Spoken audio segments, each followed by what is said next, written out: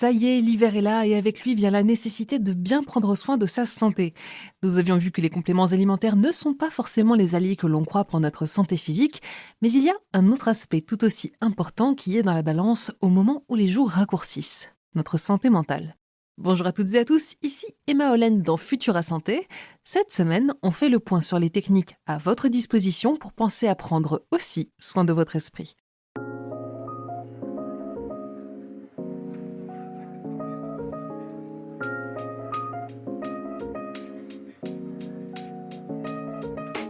Pour commencer, précisons qu'il ne faut pas confondre le coup de blues hivernal avec de vraies maladies mentales comme la dépression.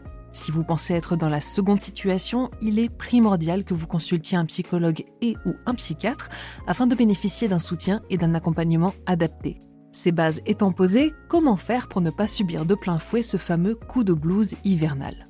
Vous vous en doutez, il existe plusieurs techniques comme le fait de s'exposer au soleil, penser à se concentrer sur des activités plaisantes, prendre du temps pour soi, apprendre à bien gérer ses émotions ou encore son équilibre vie pro, vie perso.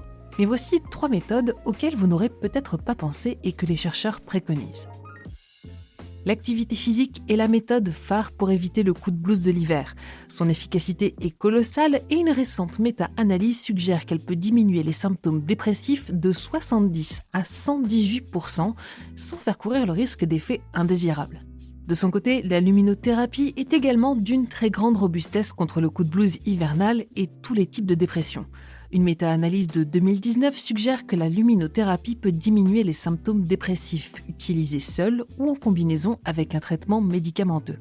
Cette thérapie est également recommandée par le National Health Service au Royaume-Uni à condition de l'utiliser conformément aux essais cliniques, c'est-à-dire avec une intensité lumineuse de 10 000 lux et une distance constante comprise entre 30 et 80 cm.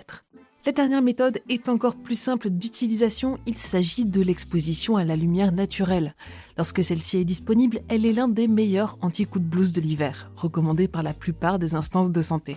Vous pouvez par exemple marcher au soleil lors de votre pause déjeuner ou encore adapter votre environnement de travail pour qu'il soit le plus éclairé possible.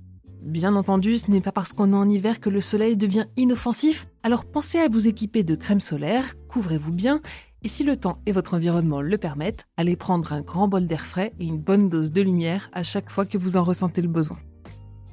Et c'est tout pour cet épisode de Futura Santé. Si ce podcast vous plaît, pensez à lui laisser une note et un commentaire et n'hésitez pas à le partager autour de vous.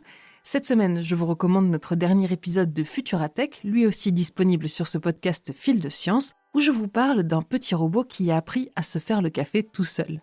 Pour le reste, je vous souhaite une excellente journée ou une très bonne soirée. Prenez soin de vous et je vous dis à la prochaine dans Futura Santé.